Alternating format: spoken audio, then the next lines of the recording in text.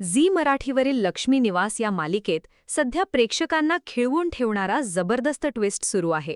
जयंत आणि जान्हवीचा लग्न सोहळा आता मोठ्या थाटामाटात पार पडणार असल्याचं चित्र दिसतंय. पण या सगळ्या मागे काहीतरी मोठं रहस्य दडलंय का? मागील काही भागांमध्ये आपण पाहिलं की जान्हवीची स्मृती पूर्णपणे गेलेली असते. तिला स्वतःच्या आयुष्यातील अनेक गोष्टी आठवत नाहीत. याच संधीचा फायदा घेत जयंत पुन्हा एकदा तिच्या जवळ जाण्याचा प्रयत्न करताना दिसतो.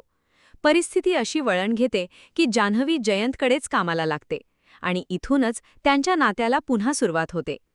हळूहळू दोघांमध्ये जवळीक वाढताना दिसते. जुन्या आठवणी नसतानाही नव्याने तयार होणाऱ्या भावना प्रेक्षकांना गुंतवून ठेवतात.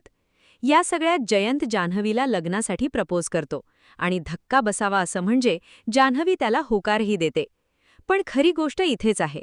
जान्हवी खरंच सगळं विसरली आहे का? की ती सगळं नाटक करत आहे? तिच्या डोक्यात नेमकं काय चाललंय?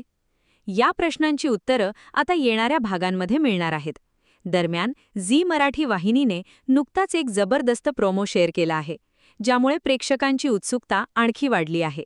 या प्रोमोमध्ये सूडाची सप्तपदी, जान्हवी वेड्स जयंत असा भव्य लग्न सोहळा दाखवण्यात आला आहे.